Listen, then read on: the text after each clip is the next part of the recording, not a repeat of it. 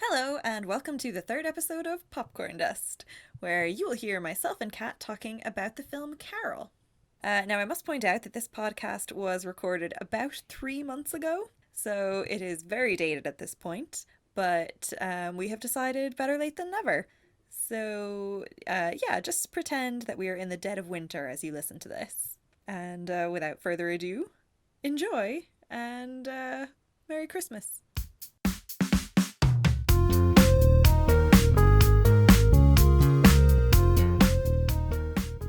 So, we're talking about Carol. 2015's Carol, starring Cate Blanchett and Rooney Mara. And Rooney Mara, yeah, not Mara Wilson. Really, I should just let you do the actual fact giving. But anyway, yes. So, let's see. Context for how we've seen this.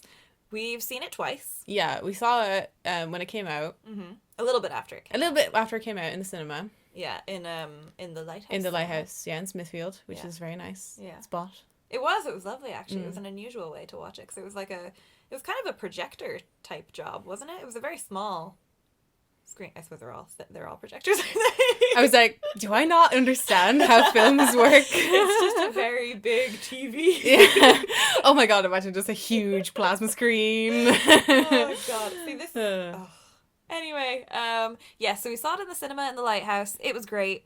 As in, it was a great spot to watch it. Our opinions of the film differed to one another, and also to how they are now. Yeah. Because initially, I'm the one who wanted to go see it, because I was like, I've heard about this movie, and it sounds good. And I thought it was an unusual one for Catherine to want to see, because it's a kissing movie. Because it's a kissing movie, and Catherine doesn't like kissing. No, I hate it. I have no lips. I got them removed, because I was like, no one can ever kiss me. It's disgusting. So I did think it was... So why did you want to see it? What drew you to it, Catherine? The gays were raving. Oh, were they? The gays were going wild for it. I didn't hear about it from any of them except for you. I believe you, though. Since then... So, okay, we saw it at first, and quick summary, Catherine liked it, I didn't. Then Catherine read the book, the book that it is based on. I did not read the book. The Price of Salt by Patricia Highsmith. The Price of Salt. Yeah. That's interesting. Why is it called that? I don't know. I forget. But I think, later editions of the book changed the title to Carol. Right, okay. Yeah, I think that was before the movie came out and everything. So okay. So you have since further educated yourself. You have read the book. And then recently we decided it's Christmas. We wanted to give it a go again because Catherine considers it a Christmas movie. And I think that's kind of fair. There's something about it that's very... Is it set at Christmas? It's set at Christmas, yeah. Okay, so it's actually set at Christmas. But I also feel like there's something about it that's very cold. You know, I feel cold watching it. There's a lot of, I suppose, that kind of green lighting in it. It's got that kind of green and red color palette a lot of the time. That's exactly what I was thinking. It's very... I think most of the shots are quite... sort of grey, actually, I was going to say. But then Carol wears an awful lot of red. Yeah. So she's striking. She is striking, and she pops on the frame. Yeah. So, and anyway, we rewatched it, and we have purposefully not discussed it because we wanted to save it for you. Yeah. It's been days. It's been agonizing. We watched it on Christmas Eve, and it's currently Stevens' Day. Yeah, exactly. So it's been a short eternity. Finally, it is time to get into it. I have some notes, you have some notes. How do you want to do this? What do you want to... First, initial impressions? How did... Actually, that's a good one. Because you liked it at first. Yes. I assume you still like it now. How does your opinion compare now to how it did at first? I like it more even than I did at first, because I feel like it really benefits from a rewatch. Okay. Because, as I said, the dialogue and everything in it is so lean that... there's a lot of information packed into every frame and into every piece of dialogue that, the first time you're watching it, you're kind of just trying to absorb everything. And then the second time, you already kind of have it all half digested. So you, have more time to, really, take it in, properly absorb it, properly feel what it's trying to make you feel. And I feel like, I liked it even more the second time, and I liked it the first time, so. Oh, that's good. I'm glad. And also, the second time we watched it, I was drinking mulled wine to get real Christmas. So that also. So perhaps you're coming at it with a bit of a bias. Was I drinking anything? Did I have... I don't think Oh, geez, I don't want to think about that one. I have microwaved a bottle of wine and I'm ready to go. I don't know. I don't know either. I think I was entirely sober, so. Oh, well, I had one thing of mulled wine. I wasn't She was so locked. Fucking faced, yeah. Okay, so you think it benefited from a rewatch? Yeah, I entirely agree. Okay. I completely agree. And I know that the one thing that I said to you after we watched it was that it felt like watching an entirely different film to me. My memory of it was so warped. It was quite something. Yeah, I'm interested because after we watched it, you said, like, I feel like there were whole scenes that I just imagined the first time that I saw it. Like, yeah. Because, okay, so I wonder how much context is necessary for this. There are only two bits that I'm specifically thinking of that, like, visually I can picture them and I thought they were in the film and they weren't. Right, tell me. Okay, so the first bit, not that this matters, this wasn't like a huge plot thing or anything. I just thought, so the sex scene, Spoilers. So sorry. They do the sex at one point. That's the only one you get. Possibly two. What? That's the only one you get? Every person can only have sex once. Oh, I see. Sorry. I thought you meant that was the only time in the film that I understood that they were having sex. Oh, no. That's the only time Saoirse got that that's what they were doing. Then they're just hanging around naked for a while. I don't know what that was about. Okay. What sex things did you imagine? I suppose I just imagined that, or I remembered that it was much less tender, much less romantic. In my memory of it, it was kind of like before they had kissed, Cate Blanchett had, I thought that one of them stood behind the other one, both of them facing a mirror, and I thought one of them opened a robe before they had ever even kissed. I thought it was just they opened their robe and then suddenly they're naked, and then it was like the kiss happened. That is what happened. What? Yeah. No, I mean, like, I remember seeing a naked body. Oh, no, that didn't happen. Yeah, it was weird. She just, like, opened it. Yeah, she opened it, and it kind of sat there. Yeah. It wasn't like here are my boobs. No, she was like, if you want to look at them, I mean, you can turn around. Yeah. Yeah. I just pictured it a much more, I just remembered it being much more explicit. Much more explicit, much more sort of aggressive on the part of Cate Blanchett's character, Carol. You may recall her name, Carol. What was her name? So there was that. I remember the sex scene completely wrong. There was also, this is terrible. So again, I mean, obviously, spoilers. I thought, obviously, the ending of the film is it's a bit mixed for Carol because she more or less loses her daughter. In my memory, there is a scene where, like, this is so, I mean, it must be from a different film. I can't possibly have imagined this. Please tell me. There's a scene where, like, Carol is like, the child is crying and she's in her arms, and the father wrestles the girl away from her and puts her into a car, and the car drives off, and... Oh, that didn't happen. That didn't happen at all. No.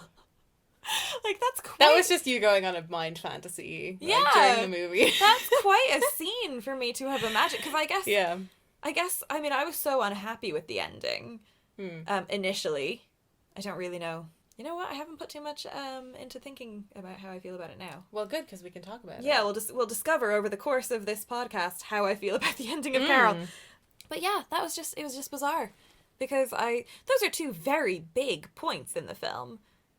The, sort of initial... Very key moments. Yeah, initial romantic contact, I suppose. And then also, like, the sort of her losing her child. It was much more civilized than that. Yeah, well, it was kind of more grounded, you know, it wasn't quite so melodramatic. That's one thing I will say about Carol, is that, like, it teeters a line. I'm not saying this is going to sound like a criticism, because I'm going to use a criticism word. Right. But it teeters a line between, like...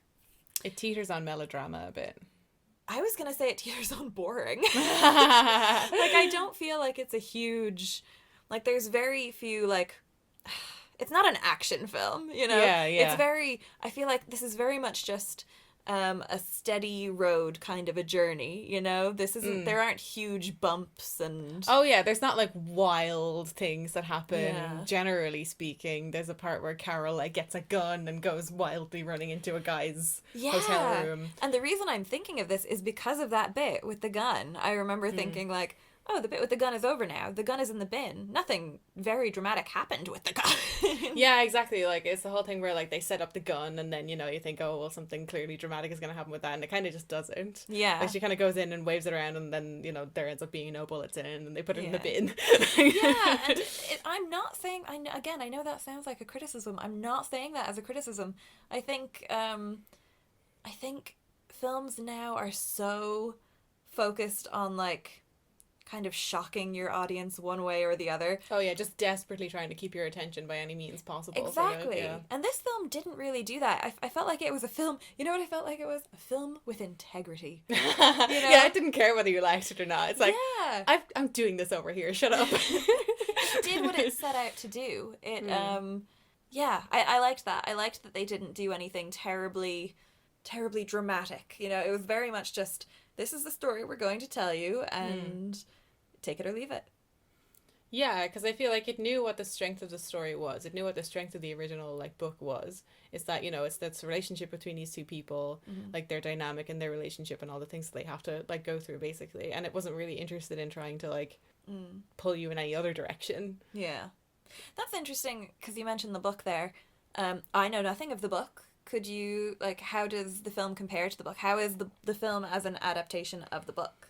I think as an adaptation, it's pretty good. Like, it kind of pares away all the things that you don't need from the book. So, like, the main difference, I think, between the book and the film are that Therese in the book is, like, the main character. She's the point of view character.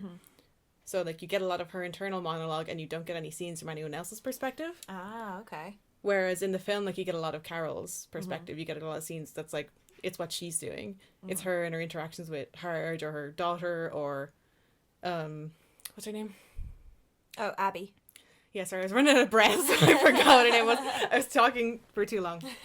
That's the main difference. That's a very important point to make, because of course that is how it would be with a film generally. It wouldn't usually just stick with the one person. Yeah, because books, like, the format tends to be, like, you're with one character, and you're with what they're doing. But I feel like it really benefited the story to, for a start, I didn't like Therese's character in the book at all. Did you not? That's no. Very interesting. Why not? Because her internal monologue was kind of, she was just kind of a jerk. Really? Well, like, I suppose a big thing about her was that she was very jealous. Right. And, like, that she really didn't like Abby. Like, and she was like, I can't believe Abby, like, and she used to have Carol and now I do, and, you know, she must be so, you know, right, fuck her kind of thing. Yeah. And I was just kind of like, this is separating me from you. I can't relate to you. To be fair, though, with many people, that might actually draw them closer to her, because it's like, oh, that's a normal human thing, whereas you don't have that normal human thing. I'm missing that piece of the brain, yeah. Catherine doesn't have the jealousy part of the brain. No. Doesn't matter what I do, she just doesn't care. Yeah, whatever ex you want to hang out with, I'm like, okay, just talk to you later. Yeah. Go fly across the country with them, see if I care. Yeah, I'm just kind of chill with it. And, yeah, she just kind of makes, like, kind of disparaging comments about, like, people's appearance sometimes and things like that. Oh. And it's like, all that stuff being gone, she is more of, I suppose, a blank slate kind of character in the movie. Yeah. Like, you know, you're experiencing her, like, you know, feelings more than you're experiencing anything else about her. Oh, and yeah, all of her backstory is basically removed. All of Therese's, yeah. Okay, what is her backstory? In the book, I believe. I read it a few months ago, so forgive me, anyone who's read this book. I don't know how many people have. But her dad died when she was small, and then her mom gave her up to an orphanage. Oh. Because she couldn't look after her. And then her mom remarried and had different kids and basically just ditched her. Oh, God. Yeah. Wow. So, yeah, she was raised in by nuns, I think, like in a nun orphanage. Okay, that's interesting. I think those two factors kind of relate to one another in my head. You know, they remove the backstory, and then when you remove the backstory, I think the jealousy would be very related to the backstory. Yeah, it goes into, I suppose, a lot of the kind of like Freudian psychology of Therese a lot, which the movie doesn't have at all, and I feel like it doesn't really miss it. Yeah, and I think you're right. From what you're saying, it kind of sounds like you're right. The best part of the book was probably their dynamic, their relationship, Yeah, absolutely. and that they very much like that's entirely what the movie was. Yeah. It was very little of anything else. Like, I feel like the book, you know, it was a fine part of the book. Like, if it was cut out of the book would probably be too short. Yeah. So, yeah, just leave Yeah. it there. Oh, yeah, and then there was a kind of, I suppose, like, religious element to it as well, because then it was, like, Therese obviously having been raised in this kind of Catholic Yeah. background sort of thing, like, and then I think she has a cross hanging up in her apartment or something that she ends up throwing away and stuff like that. Yeah, the movie doesn't concern itself with that at all. Which is fine. And the movie is 2 hours long. So I feel like if they had included all of that, you know, had they tried to shoehorn in a lot of the stuff that was in the book, it just would have been very cumbersome. Like, any more than 2 hours, like, I kind of start to wane, you know. Yeah, and they would have had to have lost a lot of other stuff, I'd imagine. You know what I think would have been the thing to go? Is Abby. I think that if they had to put in anything else and do it justice, I think they would have lost the Abby character. I think that's true, yeah, because I think Abby was kind of in it a bit less in the book, actually. Really? I think, like, yeah, I think they expanded her role in this a little bit. Well, because it was Sarah Paulson. Because it's Sarah Paulson, and she did really good. I should point out, I was looking at my notes earlier, and my notes are not thorough. I have like out. 3 paragraphs of notes. Yeah, screaming. I have 7 bullet points. One of them, which I don't have anything more to say after I say this sentence. The sentence is, Sarah Paulson should just be in every film. I mean, in fairness, yeah. Yeah. Like, she's got pretty good range, like. She does. It's weird because I wouldn't lose it from the film, but I also don't really get why Abby needed to be there. I don't sort of get it other than to say, I suppose it was kind of for the context of, like, in the court case with her husband, it was sort of like, you know, oh, well, this happened with Abby, and it's happening again with this new woman. Oh, yeah, because they used the phrase, like, the evidence of a pattern. Like, Yeah. you know, it's not just that she slept with this woman, it's like she's done it with other women before, and... Yeah. It's interesting, though. I suppose I didn't really super feel like Abby was major to the plot. And I also didn't really feel like she was major in, like, Carol's, you know, her personality. I don't feel like she helped convey anything about Carol's personality. I wouldn't lose it. I wouldn't lose her. I wouldn't be like, get rid of the Sarah Paulson character. God, no. That would just be criminal. Yeah. Give her one of the main roles. I was just about to say, let her play the husband. And then I was like, wait, defeats the purpose entirely. Yeah. It's an entirely different movie. Yeah. Do you have any comment on that? I don't really totally understand why the Abby character had to be there. I don't really know what she contributed other than that Sarah Paulson was there and I liked it. She represents, I suppose, Carol's, like, past relationships with women, and that, you know, she's sort of an older, and this is, you know, she's there to speed up your understanding of what's going on. Yeah. Okay, so she's there so that we go, Carol likes women. Yeah, Carol dates women. Okay. That's the problem between her and her husband. That's why her husband is suspicious of her being with Therese, and that's why he ends up getting a private investigator after them and everything. Like, I feel like if she wasn't there, then... Yeah, you're right. There would be a lot of assumptions going on that are kind of baseless. Yeah, no, you're correct. You're absolutely right. I do wonder, because I suppose we get to see all the stuff between her and her husband and her and Abby. I wonder from Therese's point of view, at what point did Therese go, that's a woman who likes women? Yeah, I'm trying to think of where in the book did she be like, oh, she gay? Yeah, even in the film, I don't feel like there was any huge indicator of that at all. I remember, like, remember the lunch scene? Yeah. And, like, there was a point where you kind of chuckled. Oh, yeah. And it was when they were asking each other in that kind of, like, surreptitious kind of language about whether they were seeing someone. Right. And I giggled? You did, you went... You went, oh.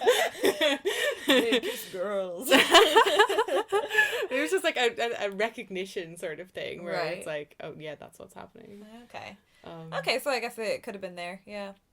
I also thought that Sarah Paulson had maybe the single best line in the film, and it wasn't like an epic line or anything. I just really liked it, and it was also in the ad, and it was when your man Harge. What kind of a name is Harge? I don't know. Like, is it just like a dated thing? Because this, maybe. it's set in the 50s, right? And is his name Harge in the book? Yeah. Oh. Maybe it is. Maybe it is just a dated thing. But yeah. Anyway, Hard. He arrives at her house in the middle of the night, just in a frenzy, and he says, at the end of the spiel or whatever, he tries to get in, and he's like, "Let me see her," and she says she's not here. He says, "She's my wife, and I love her," something like that, and then Sarah Paulson just goes, "I can't help you with that." Yeah. It's just that kind of deadpan delivery of like, I don't give a fuck. Please go away. Like it's a medical condition or something. Yeah, exactly. Like, that's not my problem. Yeah, go see a professional. Yeah. Get thee to a doctor. Yeah. We haven't mentioned like at all what any of the plot is or anything. Oh. Well, isn't the plot just they're gay? That was the tagline on the poster. Okay. Oh, geez, this is terrible because really that's what we should have done first. Well, we can chop and splice, No, we can't. No. Not like this. This is wild. No. Anyway, go on. You do the thing. Oh, it's a fairly simple plot, isn't it? Like, Therese basically meets a sort of hot older woman and she's like, oh, dang. And they end up getting together. But, Carol is getting a divorce from her husband and, Therese is seeing some other idiot. Yeah, I was going to ask, what's that like in the book? Because honestly, that's another thing that I was kind of like, I don't get it. Right, yeah. I don't get why he's there. And then also, but again, one of the other really good lines between Therese and Carol is when they are asking in the lunch, I think it's in the lunch scene anyway, about are you seeing anyone? And she's like, oh, this guy, he wants to live with me. And then she's like, oh, it's not like that. He'd like to marry me. Yeah, that was good too. Yeah.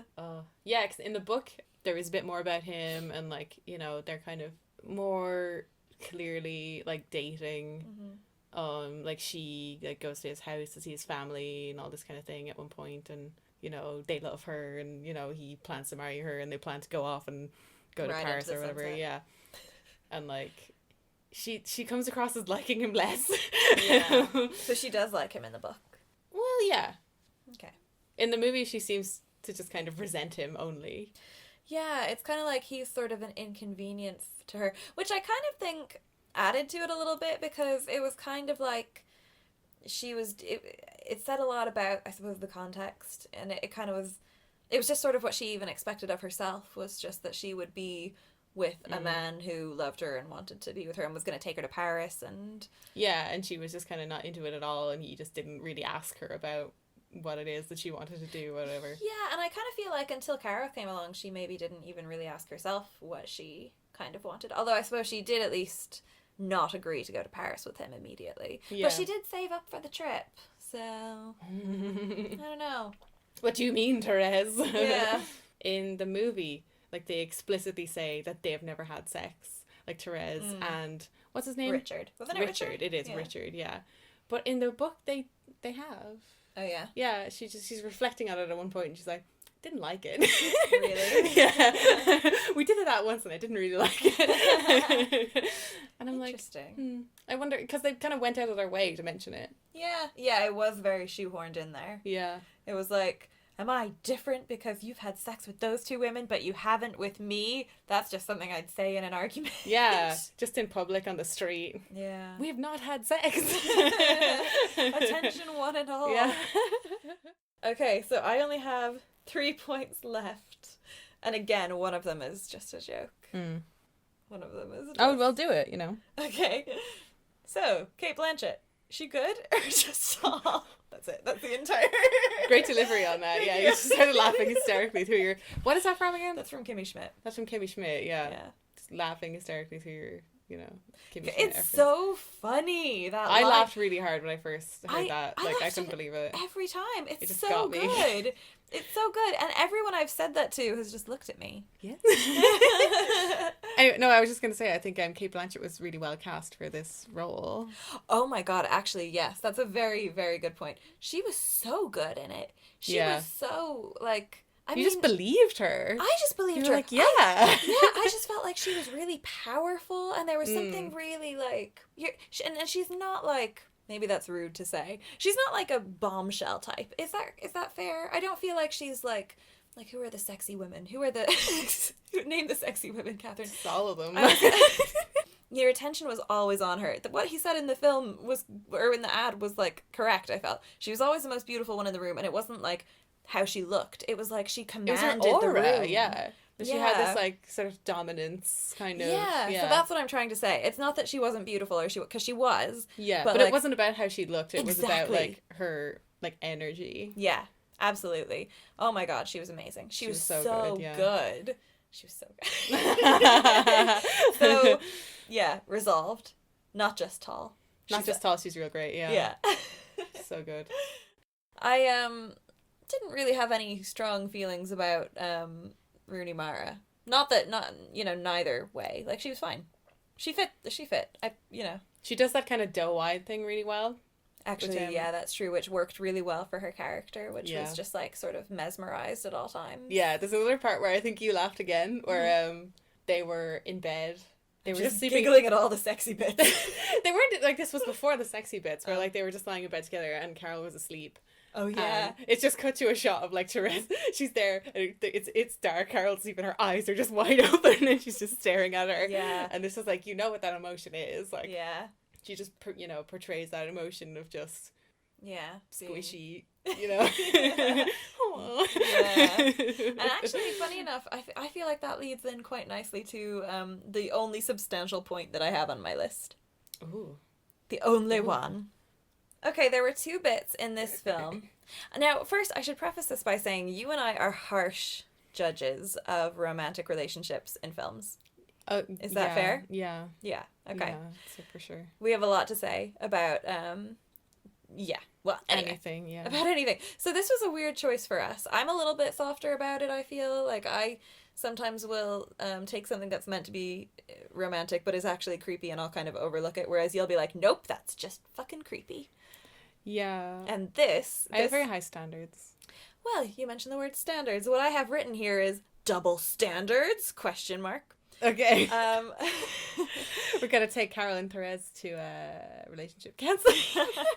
Okay, so there are two bits that I feel like if it had been a man doing them, we would have been like, that's creepy. If this had been a straight relationship, we would have gone, no, this shouldn't be here, and it ruins the film, and it ruins everything. Do you know what the bits are? No, but I was just going to say, I'm so bad for that. Like, I mean, even when I'm listening to music, and like, I'm like, if a man was singing this, I'd be like, what a douche. Yeah. If a woman saying it, I'm just like, yeah, yeah. Sure. You do. I do want it. Oh my God. The bits that I am mentioning here. Okay, so there's the bit where Therese is taking pictures of Carol. Yeah.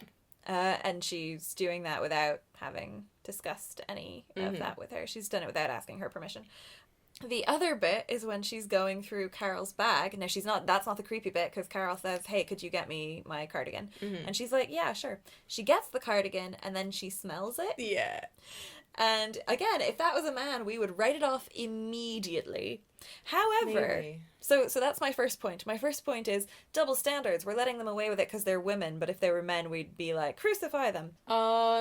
Yeah, I mean, I didn't really feel like either of those things were creepy. Maybe the sniffing thing was a little bit creepy, but I was kind of like, they were like clean clothes. It wasn't like she was smelling her dirty clothes or something. Like that, I think would be like, that's weird.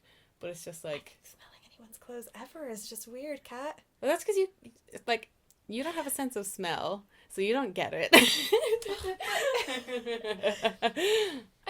Okay, so if a man did it in the film, if that had been Harge, her husband... That's a weird one because they're divorced.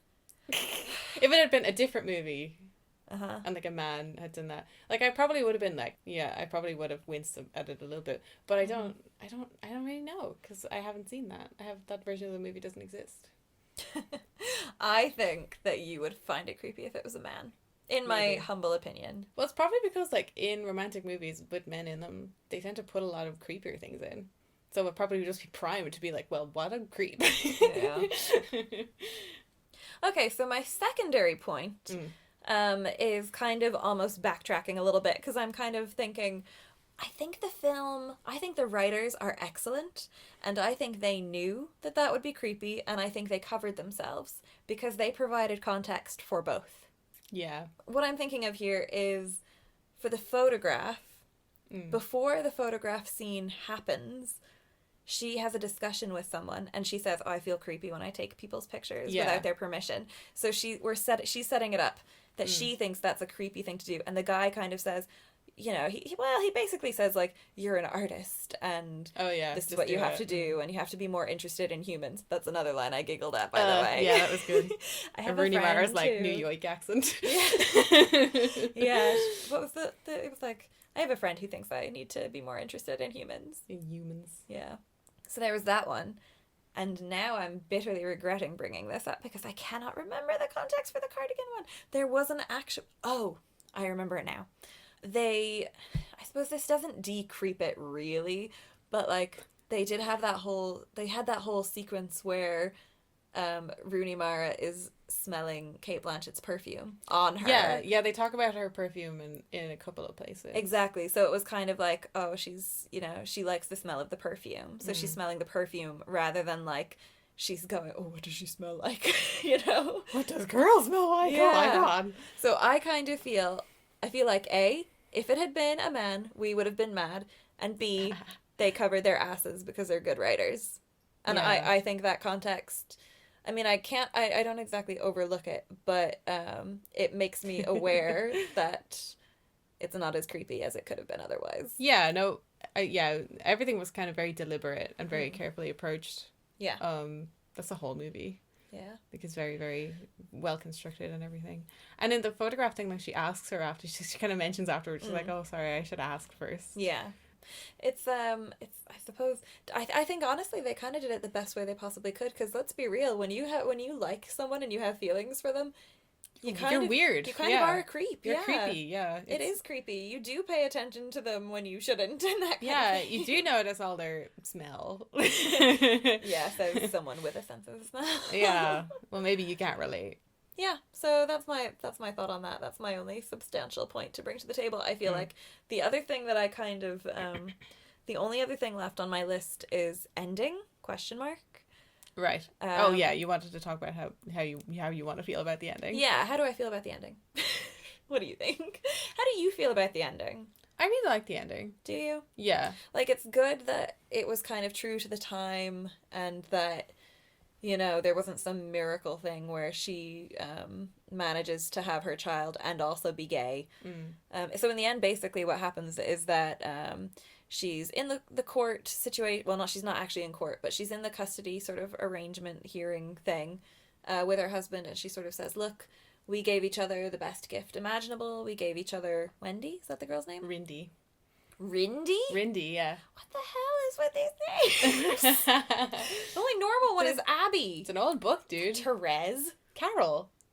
Well, that's a normal name. All right. Carol is okay. So they're coming up with an arrangement so that she can basically they're battling over who's gonna get the Rindy.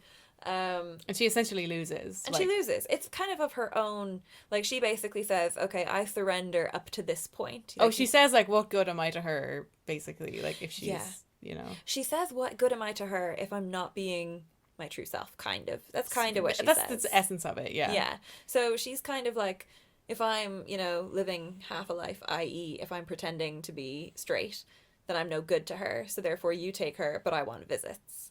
And then she goes off and be's gay. My use of the word be's instead of she turns gay. So that's kind of the ending. The ending is basically she sort of says, I'm not gay enough to be this child's mother. I'm not gay enough? Yeah, so now I'm going to go off and be gay, and then I can have my visits and we'll live happily ever after. Okay. But to me, at the time, I felt so negatively about that when we first saw the film. Because I kind of, obviously, I had a whole vision in my head of her fully losing her daughter. Yeah. And, like, the sacrifice that she made for this relationship was her daughter. And I was like, that's bullshit. Yeah. I think I'm the only one who curses here.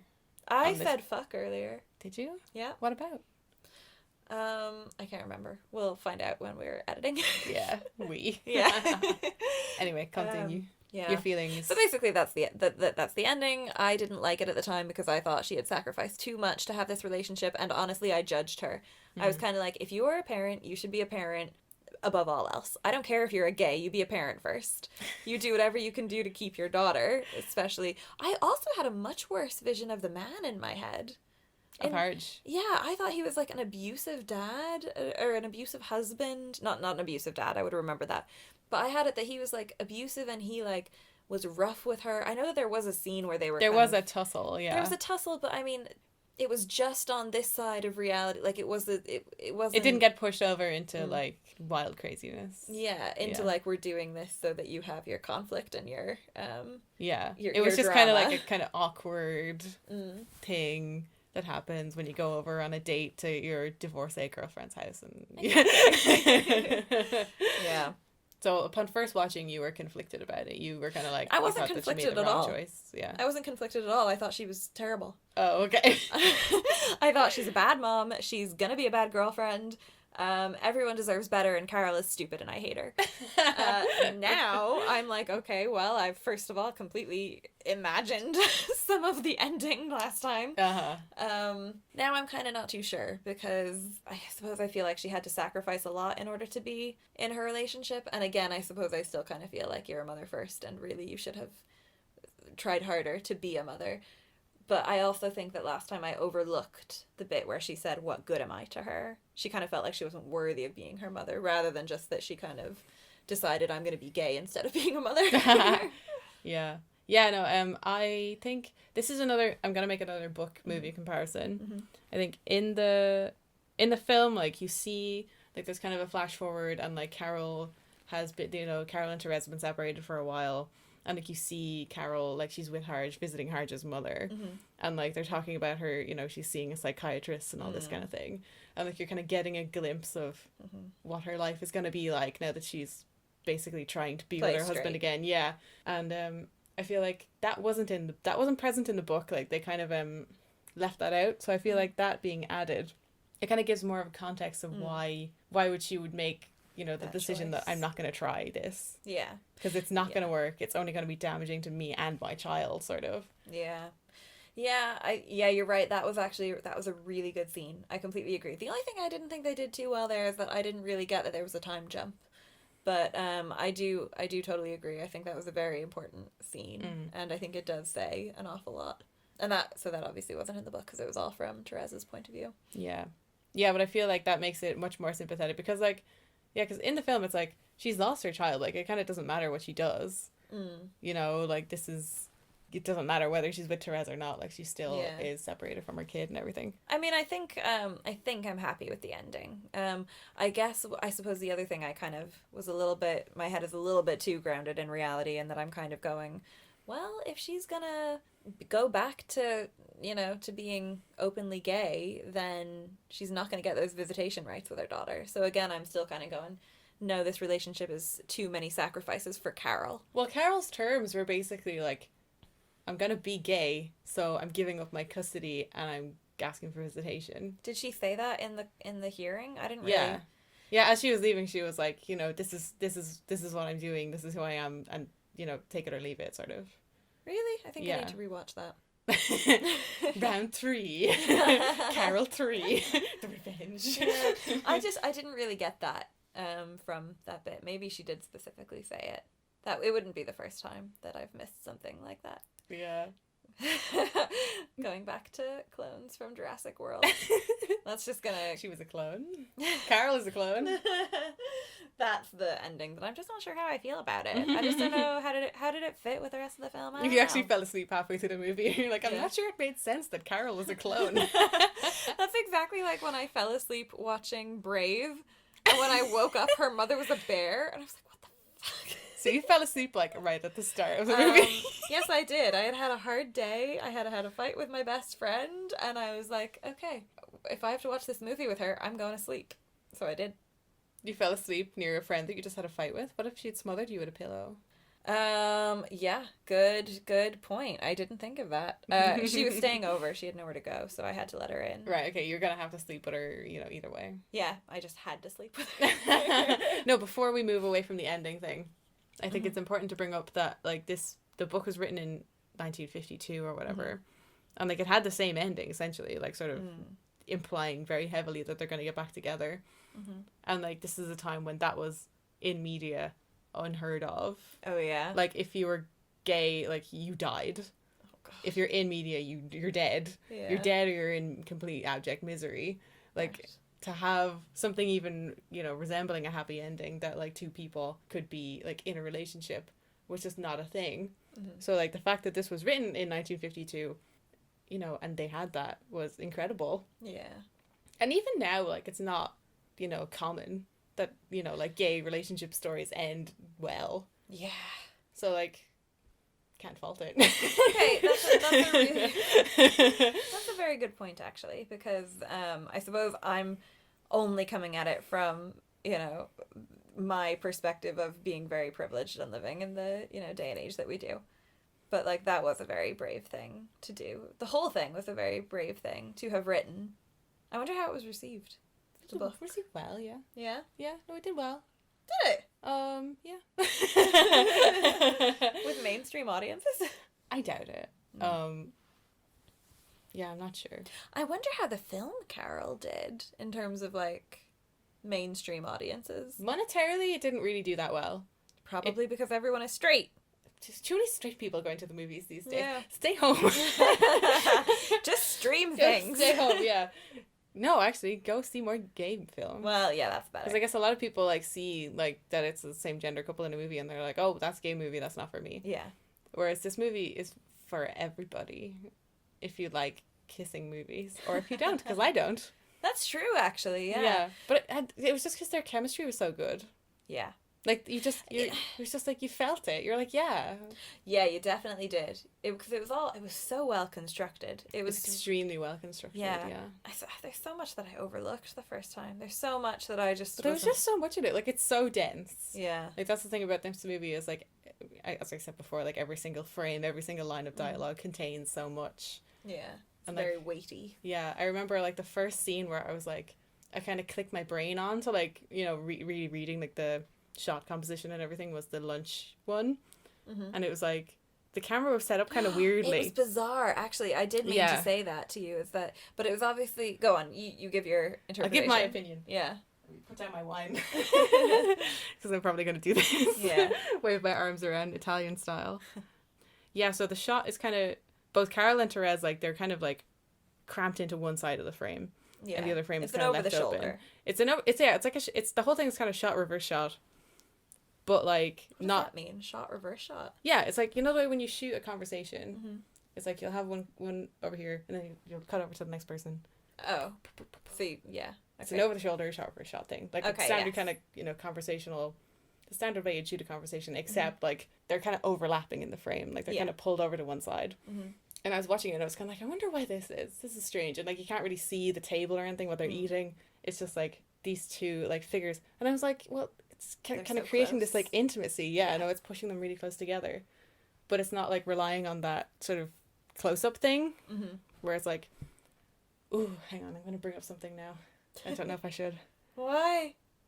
I was just going to say that I went to see Fantastic Beasts too. Oh. And like I remember at one point I was like, because that's shot very poorly, it's not a good movie, but there's a part where like they're doing these extreme close-ups and I'm like, this is just uncomfortable.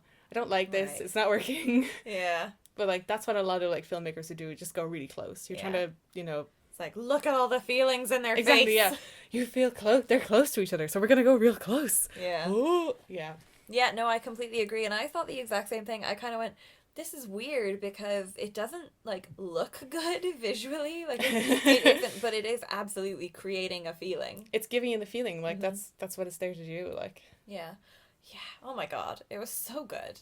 I think at the time I was just, well, let's not even go into what it was at the start. Do it. Well, I suppose, okay, if we're being real about it, when we first went to see it, it was at a time when I was I was new to being gay. I hadn't learned all the etiquette and the codes and conventions. Like, it was, I don't know, I suppose there was an element of it being uncomfortable for me because, well, I mean, I was still, I guess, it sounds silly to say, but I was still learning. You know, it was... They're in the ropes. Yeah, well, it was all very, I mean... I guess I just wasn't used to it. Yeah. I was still very, you know, used to straight media, and I suppose I was probably a little sort of threatened by the fact that you wanted to see it. I want to see girls kiss. Yeah, exactly. Exactly. It was kind of like, it was just an insecurity thing, I suppose. It was kind of, I suppose what I sort of felt about it was that when we went to see it, all I was getting was, I was going to be watching it going, here's what I'm doing wrong. Here's what I have learned that I am doing wrong from this film. Here's all the ways in which I'm not gay enough. Right. So I think that's kind of the frame of mind that I was in. State of mind. That's a state of mind that I was in when we saw it the first time. But now, it's you just watch a movie, yeah. Yeah, you now have all that baggage in your head. Yeah, exactly. All the baggage is completely gone. Now it was really just, honestly, now I'm able to much more see it as a piece of art, which is, I feel like that's completely what it was. It was so, it was art. It was really... Absolutely, yeah. It was beautiful. It's a beautiful movie. It is. If you like to look at beautiful movies. Yeah, even some with kissing. Even some with kissing. Because, even kissing movies can be art. Even kissing movies can be art, exactly. That's the tagline of this podcast. So speaking on the kissing movie angle, is that I don't like romance. Yes. I am a Scrooge for romance. I don't want to see people kissing. Yeah. I don't want to hear that fucking twinkly music they play in movies when you're supposed to believe that people love each other. Yeah. Because I think it's cheap. Yeah. I don't think it's real. Because I've loved and been loved. And it's just not real. Like, most of the time, like, I'm watching a movie, I'm like, I don't feel it. It doesn't feel real. They don't love each other. But that is an actor. They're actors. They're being paid to kiss. Yeah. And, like, I just don't believe it. Okay. And what do you think was different about this? I think the two leads had really good chemistry. I feel like there were just a lot of moments in it that I kind of recognized. Yeah, so they felt authentic. Exactly, yeah. No, there were things that I was looking at happening and I was like, that's happened. Yeah. Like, I know what that person feels. Yeah, and I think that's kind of, like, loosely relating to what I was saying earlier about them not kind of pushing it over into, like... it's not too much. This whole film is very, as I was saying, it's very steady. It's very, like, they didn't, when you say it's not real, it's because everything that happened in that could have really happened. All those moments, as you said, were very real. They didn't go too far. They didn't, like, push it to, the really, like, terrible lines that people use for romantic stories and that kind of thing. Like, it wasn't corny. Yeah. I feel like a lot of movies as well, like, when two people, are attracted to each other in a film, usually they're men and women, because that's just generally how it is. But, like, there's kind of a detachment between them. It's like they're trying to do things to attract the other person separate from them. Like, they're trying to impress them in some way. Right. But, like, they were just, like, enjoying each other and having a good relationship with each other. Yeah. And, like, there was one part where I was like, I don't know why it affected me. Tell me what the part is and I'll see if I can tell you why it affected you. They're in, like, a motel room. And they're just kind of hanging out. Like, I think Carol has done Therese's makeup. Oh, yeah. And, like, Carol puts on, like, her perfume and she invites her to come and, like, have a sniff. And, like, she just leans in and, like, smells her neck or whatever. And, like, the shot is from quite far away and everything. Yeah. Like, it's not kind of forcing you to feel anything about it. But I was just like, you remember, like, when you really like somebody and, like, you're that close to them and, like, how exciting it is or whatever. Like, I just felt it. Yeah. I was like, that's a thing that happens. That's real. Yeah. Yeah. Okay. I agree. That was a really nice scene. I don't know why. At first I was kind of like, no, don't like this, because it was the makeup thing. I think she starts off by saying you're beautiful or something and she's done her makeup. I think maybe that isn't true. Maybe I didn't feel inherently negative about it. I think I did wonder why they skipped over her actually putting on the makeup, though. Because I thought that would have been an interesting intimacy thing, because I know that I've done, like, 3 people's makeup in my life. Oh, no, 4, actually, because I've done yours as well. Because I, at one point, did you up of me. Yeah. But, because that was a weird narcissistic time. And that was before we were together as well. Yeah, so. Exactly. Yeah. And that's what I'm saying, is there is this intimacy of, touching someone's face. Touching someone's face is so unusual. You don't touch someone's face unless you're together generally. Like, what context is there for touching someone's face unless you're, like, piercing them or something? Exactly, yeah. Like, it's kind of... Or a makeup artist. Or you're a makeup artist, yeah. Or just a weird person. Yeah. So I guess I kind of thought to myself, well, that's a bit weird. It would have been interesting if we had seen her actually put the makeup on, but you know what I'm just realizing now is that would have been a nightmare to shoot. Oh my God. continuity wise. And I know that they do it. I know that Yeah. there have been scenes where people have put on makeup on other people. So I know it happens. But yeah, continuity wise, that would have been a nightmare. I can see why it would have been just really awkward to shoot. Yeah. Yeah. Still, though, And just a lot of like stabbing in the eye and stuff. yeah, maybe it wouldn't have been that. Actually, that would have been even nicer if they had put on the makeup and it was a little bit uncomfortable and it wasn't just like They're just like doing it shit. yeah. That would have been very endearing. It would have been, because you know how sometimes when you see people putting makeup on other, and it's just like it's very close and there's the lingering eyes and that kind of thing, and that's again all very formulaic. Yeah. That's just the way, it's what you've come to expect from those scenes. You know, so maybe I do kind of understand a little bit now. I'm talking myself around as we have this conversation. You're like, actually, they were right. Yeah, actually, they did good. Okay, so we have established that we enjoyed the kissing parts. Yeah. Now, what else have you got on your list? Because I've actually made it all the way through my list of notes because mine were not very thorough. Yeah. I just took I took a couple of notes about like the framing and the dialogue. I took one note about the dialogue actually because I'm not a woman of words. I'm intrigued to hear what your dialogue note was. Well, I give you that one first because it's not that important. Like it's just you know the way the first like scene with Harge in it, where Carol and Harge are there with Rindy, their daughter. They're coloring in a coloring book page, and like they're not even really in the frame. Like they're just kind of talking about something, and like he says, you know, oh, you know, whoever's wife, and she like corrects him with like her name. Yes. And I was like, that says so much. Yeah. That says so much about these two people. Yeah. And also the time. And the time, yeah. Because honestly, actually, you know what? That could still happen now. It could still happen now. I suppose it's less common. Like, it definitely would have been more of a thing, like 1952 or whatever. Yeah, it's getting better. But, absolutely, yeah. But, it was just so descriptive, and it was just such a tiny little piece. I love writing like that. Yeah. It's so subtle, really well written. but really good. So what else have you got on your list? Oh, yeah, no, I have a few notes about the, as I said, deliberate, considered shot composition. Yeah. Yeah, the shots were because there were some that were really unusual. Yeah. But again, it is just like the word that you've chosen is perfect. Deliberate. It was absolutely deliberate. Earlier on, I said constructed, and that's exactly what it feels like. It was, and again, this is what I also mean when I go back to saying that this is art. It was very much like each little piece of it was design. Yeah. You know. Really well designed. Like, I feel like sometimes when you're looking at, like, a less good film, you're looking at, like, I'm gonna bring up Fantastic Beasts 2 again, because it was a bad movie, and I feel like if Carol was compared to any movie, it shouldn't be this one. But, like, there was a shot where, like, you're looking down a hallway, and, like, the point of focus is supposed to be, like, one of the main characters, but they have some big fucking CGI monster in the background, and your eyes are looking at that.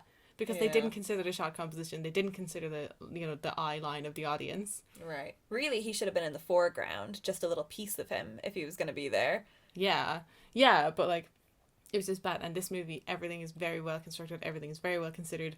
It was probably storyboarded to hell. Oh yeah, I'd love to see those. Yeah, I wonder if you could see those. Is there a Carol art book anywhere that I can purchase? Oh my god, that would have been a great Christmas gift for you. Yeah, I don't think it exists. I think I'd know if it existed. You know what film it reminds me of not in terms of how it looked or anything, but just how deliberate and how constructed it felt. And this is the only one that I think I can compare it to, is Nocturnal Animals. Oh, interesting, yeah. Because I thought that one was incredibly deliberate. Same kind of vibe, I thought. Well, same kind of, like, really strong visual direction. Yeah, for sure. I wonder... Yeah, anyway, to be fair, that could be a totally separate podcast. Yeah, probably. I mean, yeah, that's also a good movie. Anyway, carry on.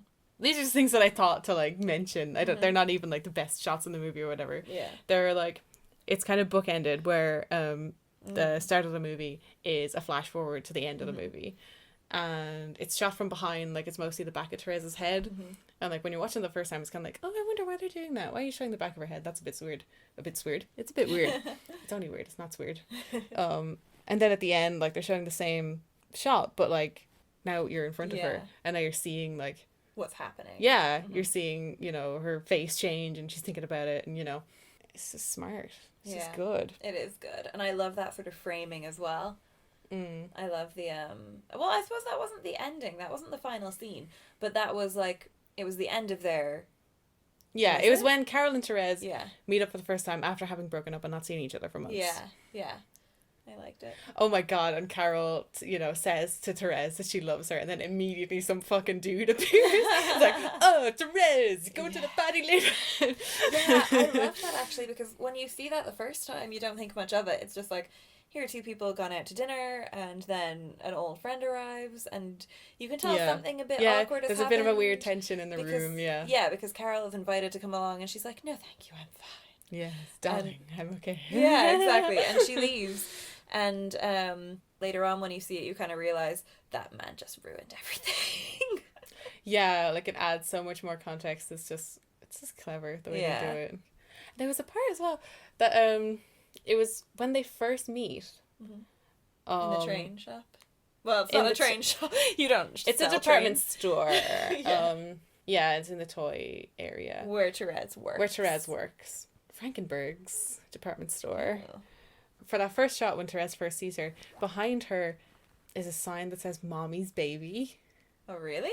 Yeah. Huh. And then when they first speak, the shot shows it again.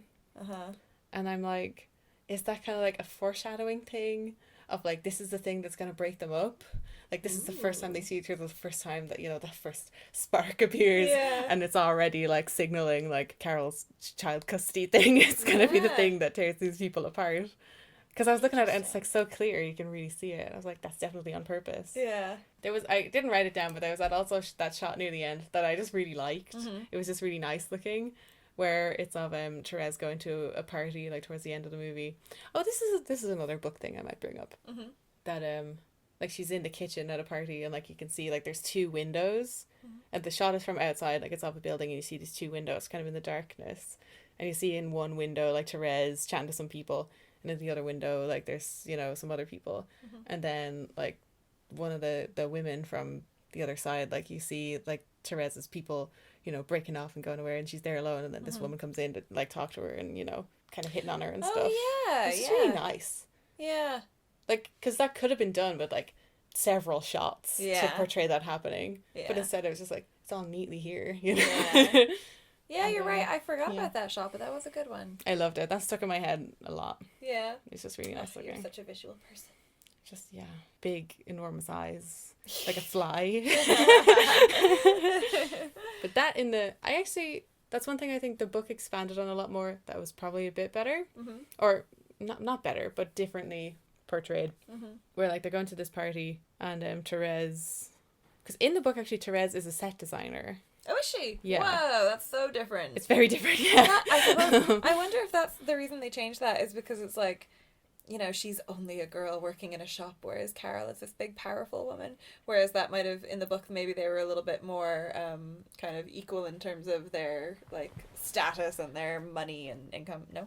No, that's an interesting thing, though, because that's something I wanted to bring up, too. Oh, okay. Sorry, go on. So I'll get that in a second. I'm going to finish this one point and I'll go back to that. Yeah, so in the book, like... they're going out with, like, people from the play circuit, sort of. And this girl comes in, and, like, she's beautiful, and, like, she's the lead actor in whatever upcoming play or whatever. And Therese is like, whoa, oh, my God, she's beautiful. And she ends up talking to her later on, and she can tell, like, she's getting the gaydar vibes. Yeah. And, like, she can tell that this girl is interested in her, and she just gets this sudden wave of, I don't care. I need to be with Carol. She sort of just realizes, it just clicks into her head, because obviously she's seen Carol earlier on in the day, and it just makes her go like, this isn't what I want. Yeah. Like, this gorgeous woman is talking to me and all I can think of is Carol. I just want to be back with her. And that's kind of what spurs her to, seek her out and go back to her. So I feel like, obviously that was still there a little bit in the movie, but like it wasn't quite so like... It wasn't as meaty a moment as it was in the book. Yeah, because that was another one that I kind of looked at and I kind of went, I don't know what this added. Yeah. There were a couple things that I sort of felt like, oh, that's just there. It makes sense when there is reference material that you haven't read. When you say, like, of course, it makes sense now that there's Abby and there's Richard and there's this other unnamed girl. Yeah. Yeah, she had a name in the book, but I don't remember. Yeah. Hot actress. Yeah. Just a babe. Yeah, she's really... Babe number one. Really typecast. My parents just, they had a life set out for me, and I just had to do it. So about Yeah, because you said about the power dynamic earlier. Like, in the book, like, it is the department store, like, is her job. Oh, is it? Like, in the start. Yeah, it's basically the same, like, career progression, except that she is, like, working in, like, plays rather than working for a newspaper. Because in the end of the movie, like, she's working at the New York Times or something. By the end of, like, the book, she's, you know, working on sets and things. She builds these, like, miniatures. Right. Okay, cool. For theater companies or whatever. That makes sense with her being interested in the trains. I feel like that's a set Interesting, designer yeah. type thing. In the book as well, it was just a doll. Like, she just got her a doll. Really? Yeah. That's so weird. That's one as well. Like, there are some changes where I'm like, I wonder, what does this mean? Yeah, because the doll to the train thing, this is like, you know, what did you want when you were a kid? And it's not a doll, it's the train. Like, it's kind of a gender thing almost. Yeah.